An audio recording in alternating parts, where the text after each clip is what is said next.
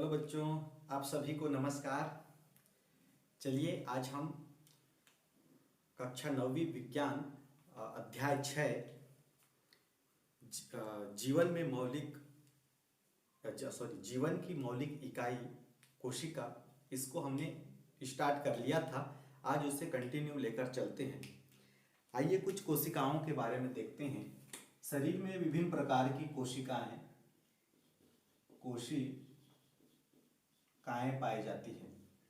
विभिन्न प्रकार की कोशिकाओं को हम एक सरसरी निगाहों से पहले देखते हैं। सबसे पहले मस्तिष्क में पाई जाने वाली कोशिकाओं को तंत्रिकी कोशिकाएं कहा जाता है। तंत्रिकी कोशिकाएं कौन सी कोशिकाएं? तंत्रिकी कोशिकाएं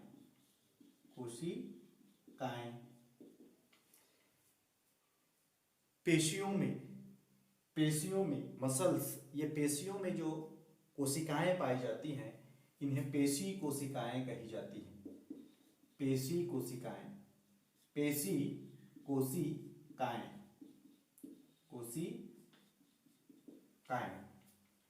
इसी प्रकार ये जो पेशी कोशिकाएं होती हैं, ये दो प्रकार से और विभाजित हम इसको कर सकते हैं। एक होता है रेखित पेशी और दूसरा अरेखित पेशी। रेखित पेशी और दूसरा अरेखित पेशी। इस प्रकार से हम रेखित कोशिकाओं को रेखित पेशी कोशिकाएं और अरेखित पेशी कोशिकाओं में विभाजित कर सकते हैं। और हृदय में जो कोशिकाएं उपस्थित रहती हैं, उन्हें हृदय में उपस्थित जो कोशिकाएं हैं, इन कोशिकाओं को हृदय पेशी कोशिकाएं कही जाती है। हृदय पेशी कोशिकाएं।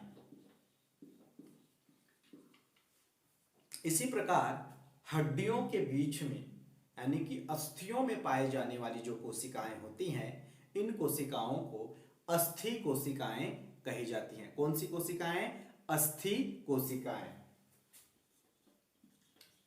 कोशिकाएं।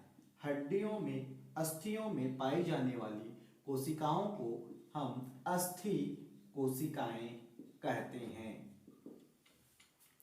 ओके। इसी प्रकार जनन कोशिकाएं, जिन कोशिकाओं की सहायता से जनन की क्रिया होती है, इन्हें जनन कोशिकाएं कही जाती हैं। जनन कोशिकाएं।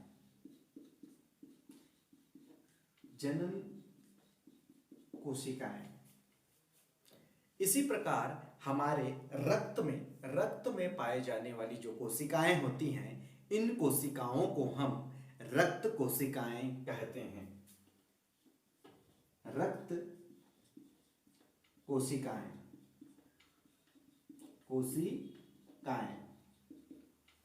ओके। आप देख सकते हैं कुछ कोशिकाएं हैं जिनमें से तंत्रिकी कोशिकाएं, पेशी कोशिकाएं। इन पेशी कोशिकाओं को दो तरीके से विभाजित किया जा सकता है, रेखित पेशी कोशिकाएं और अरेखित पेशी कोशिकाएं। तीसरा है हृदय पेशी कोशिकाएं। हृदय में पाए जाने वाली जो कोशिकाएं होती हैं, उन कोशिकाओं को हम हृदय पेशी कोशिकाएं कहते हैं। अस्थि कोशिकाएं, हड्डियों के मध्य में अस्थियों में पाए जाने वाली जो कोशिकाएं होती हैं, उन्हें हम अस्थि कोशिकाएं कहते हैं। जनन कोशिकाएं, जनन अंगों में या कि जनन प्रजनन की क्रिया में जो भाग लेती हैं, उन कोशिकाओं को जनन कोशिकाएं कहते हैं। और रक्त की कोशिकाएं, रक्त में पाए जाने वाली जो कोशिकाएं होती हैं, उन्हें हम रक्त कोशिकाएं कहते हैं। इस तरीके से एक जीव के शरीर में बहुत सारी अलग अलग प्रकार की कोशिकाएं पाई जाती हैं। ये अलग अलग प्रकार की कोशिकाएं जो होती हैं, अगर एक कोशिकीय जीव में है तो वो एक ही प्रकार की कोशिकाएं होंगी और वो एक ही कोशिका होगा। और अगर कहीं बहुकोशिकीय जीव हुआ तो उस बहुकोशिकीय जीव में बहुत सारे अलग अलग कोशिकाओं से मिलकर जो है उस जीव का निर्माण होगा। और ये सारी कोशिकाएं जो है मिलकर उस जीव के समस्त जैविक क्रियाओं को संपन्न करती है। यहाँ जैविक क्रियाओं से तात्पर्य है पोषण, श्वसन, प्रजनन, उत्सर्जन, बहिक्षेपण आदि। ये जो है जैविक क्रियाएं किसी जीव के द्वारा उनके दैनिक जीवन में जो भी क्रियाएं होती हैं उनको हम जैविक क्रियाओं के अंतर्गत रखते हैं। तो एक जीव की बात करें तो उस जीव में समस्त जैविक क्रियाओं का जो संपादन होता है इन्हीं एक कोशिका या बहुकोशिकीय जीवों में बहुत सारी कोशिकाओं के आपस में आपसी समन्वय के द्वारा कार्य करने पर होता है। ओके, चलिए अब हम कुछ कोशिकाओं के प्रारूपिक रूप को देखते हैं जिनमें हम पाएंगे कि हमारे पास दो प्रकार की कोशिकाएं होंगी, एक पादप कोशिका और दूसरी जंतु कोशिका। कहने का मतलब जिन कोशिकाओं के द्वारा पादपों का निर्माण होता है उसे हम पादप कोशिका के अंतर्गत रखते हैं और ऐसी कोशिकाएं जिनसे किसी जीव का निर्माण होता है उन्हें जंतु कोशिका की श्रेणी में रखते हैं। आइए देखते हैं कि एक जंतु कोशिका की जो प्रारूपिक कोशिका होती है वह कैसी होती है और एक पादप की जो है प्रारूपिक कोशिका कैसी होती है। ओके, चलिए तो हम सबसे पहले देखेंगे कोशिकाएं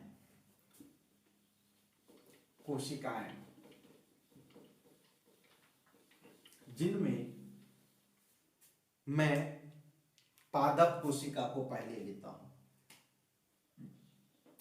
पादप कोशिका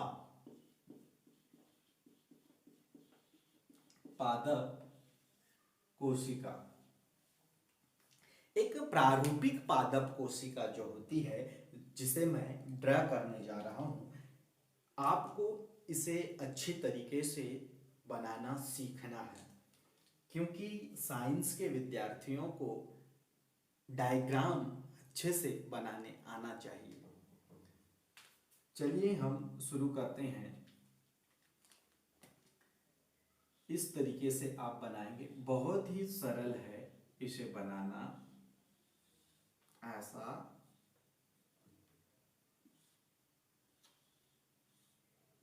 इस तरीके से आप देख पाएंगे कि एक प्रारूपिक कोशिका जो होगी वह कैसे बनता है। बहुत ही सरल है इसे बनाना। इस तरीके से आप एक प्रारूपिक कोशिका को बना सकते हैं। चलिए इसे हम कलरफुल बना के देखते हैं।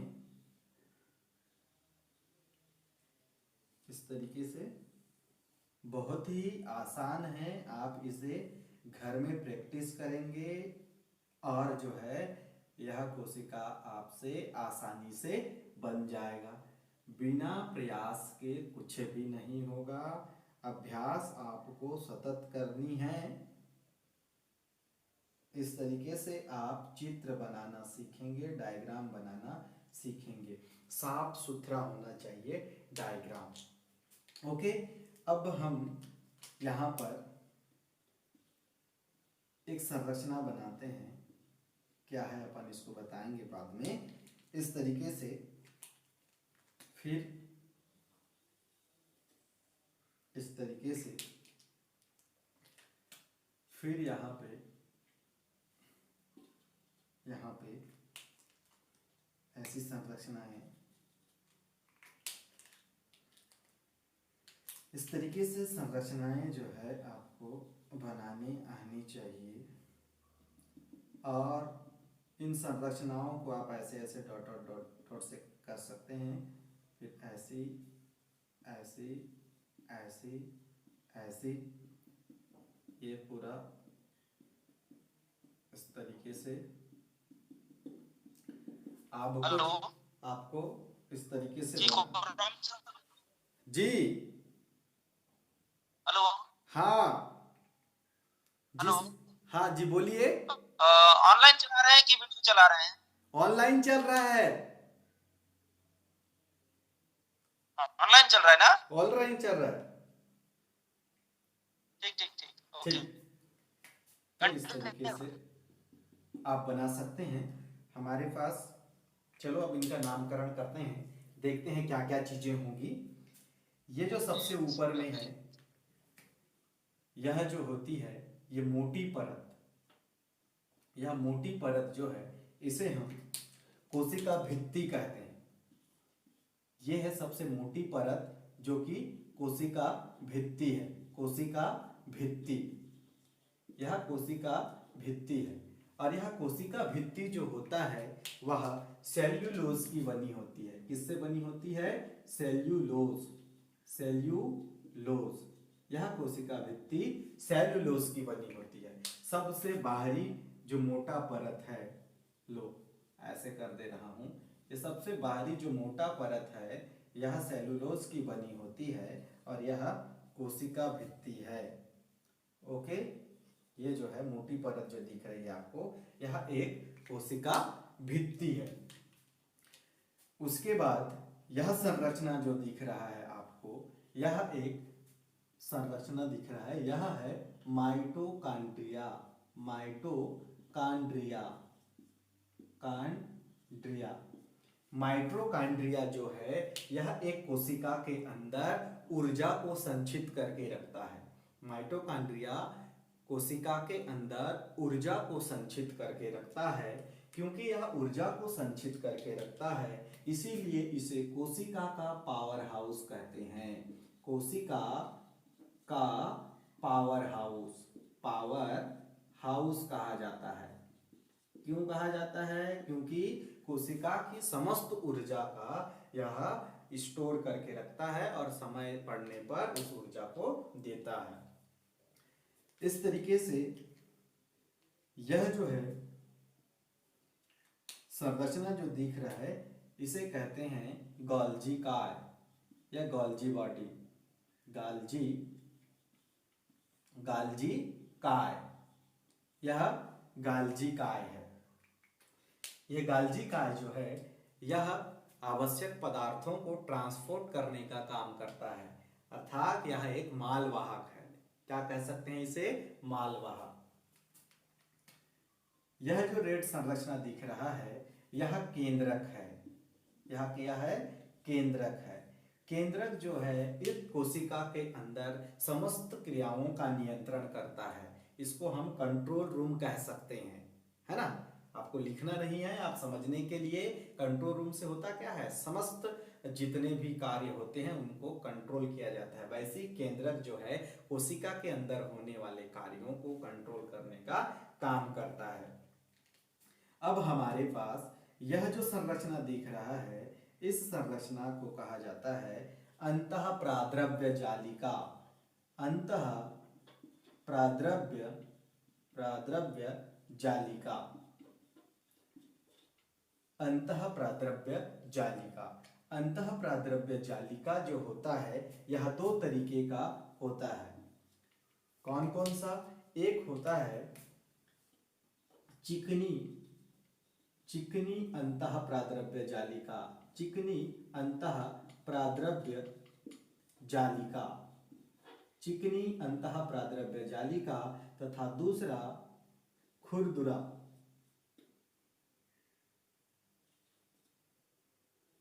खुरदुरा, खुरदुरा अंतः प्राद्रव्य जालिका, प्राद्रव्य जालिका। एक चिकनी अंतः प्राद्रव्य जालिका और दूसरा खुरदुरा अंतः प्राद्रव्य जालिका। अंतः प्राद्रव्य जालिका में जो डॉट डॉट संरचना दिखाई दे रहा है यह डॉट डॉट संरचना जो होता है यह राइबोसोम है। क्या है? राइबोसोम। और ये राइबोसोम जो होता है प्रोटीन का निर्माण करता है और इसी कारण इसे प्रोटीन फैक्ट्री कहा जाता है। प्रोटीन की factory, protein factory, protein factory कहा जाता है। यह जो बीच में खालिस्तान जैसी संरचना दिखाई देती है यह रिक्तिका कहलाता है। रिक्तिका, रिक्तिका कहते हैं। इस खालिस्तान वाली संरचना को हम क्या कहते हैं? रिक्तिका। यह जो संरचना दिख रही है यह संरचना, इस संरचना को कहा जाता है लाइसोसोम। Lysosome, lysosome. यह लाइसोसोम जो होता है यह मृत कोशिकाओं का भक्षण करता है। गौर से सुनिए, लाइसोसोम जो होता है यह मृत कोशिकाओं का भक्षण करता है। इसी कारण इसे कोशिका का कब्रिस्तान कहा जाता है। कोशिका का कब्रिस्तान, क्योंकि ये मृत कोशिकाओं को नष्ट करने का काम करता है, यानी कि दफनाने का काम। जहां दफनाया जाता है मृत शरीर को उसे कब्रिस्तान कहते हैं। और यह भाग जो अंदर की ओर है यह कोशिका द्रव्य कहलाता है। कोशिका द्रव्य, कोशिका द्रव्य। कोशिका द्रव्य को चारों ओर से घिरी हुई एक झिल्ली होती है। इस झिल्ली को जो है कोशिका झिल्ली कहा जाता है। इस कोशिका झिल्ली के बाहर जो है कोशिका भित्ति पाया जाता है। कोशिका झिल्ली, यह एक प्रारूपिक पादप कोशिका है। प्रारूपिक पादप कोशिका। तो हम यहां पर लिखेंगे चित्र, चित्र प्रारूपिक, प्रारूपिक पादप कोशिका। प्रारूपिक पादप कोशिका, यह एक प्रारूपिक पादप कोशिका का चित्र है। तो आप इस तरीके से देख सकते हैं एक प्रारूपिक पादप कोशिका इस तरीके से होती है, जिसमें सबसे बाहरी जो मोटी परत होती है वह कोशिका भित्ति है और ये कोशिका भित्ति सेलुलोज से बनी होती है। कोशिका के अंदर में माइटोकॉन्ड्रिया पाया जाता है। यह ऊर्जा का संचय करता है, जिसके कारण इसे कोशिका का पावर हाउस कहा जाता है। गाल्जी काय, यह ट्रांसपोर्ट आदि में सहायक होता है। केंद्रक, यह सेंट्रल पॉइंट होता है किसी कोशिका का जो समस्त कार्यों को कंट्रोल करने का काम करता है। अंतः प्राद्रव्य जालिका, अंतः प्राद्रव्य जालिका दो तरीके का होता है, एक चिकनी अंतः प्राद्रव्य जालिका और दूसरा खुरदुरी अंतः प्राद्रव्य जालिका। ये चिकनी इसलिए होता है, इसमें जो है इस अंतः प्राद्रव्य जालिका में राइबोसोम अनुपस्थित होता है और खुरदुरे वाले अंतः प्राद्रव्य जालिका में राइबोसोम उपस्थित रहता है। अब बात आती है राइबोसोम। ये जो डॉट डॉट डॉट दिख रहे हैं यह राइबोसोम है और ये राइबोसोम जो है प्रोटीन का निर्माण करने में सहायक है, इसलिए इसे प्रोटीन फैक्ट्री कहते हैं। और खाली स्थान दिखता है किसी कोशिका के अंदर, पादप कोशिका के अंदर बहुत अधिक, तो यह रिक्तिका कहलाता है। ऐसे ही अगली संरचना जो है लाइसोसोम। यह लाइसोसोम जो है मृत कोशिकाओं का भक्षण करता है, इसलिए इसे कोशिका का कब्रिस्तान कहा जाता है। कोशिका झिल्ली के अंदर पाए जाने वाला जो स्थान है वह कोशिका द्रव्य कहलाता है और कोशिका द्रव्य को चारों ओर से घेर कर रखने वाले एक झिल्ली को कोशिका झिल्ली कहते हैं। तो इस प्रकार से यह एक प्रारूपिक कोशिका है। तो आप इस चित्र को बार बार बनाकर देखिए और इनके कोशिकाओं को, कोशिकाओं के अंग, ये सारे चीज क्या है? कोशिका के अंग हैं। इन कोशिका के अंगों को याद रखने की कोशिश करिए। ओके, आज की क्लास में इतना ही। अगले क्लास में हम फिर से आगे देखेंगे, जिसमें हम जंतु कोशिका पढ़ेंगे और जंतु कोशिका के साथ पादप कोशिका और जंतु कोशिका दोनों में अंतर पर भी डिस्कशन करेंगे। ओके, तब तक के लिए आप सभी को नमस्कार। Okay sir.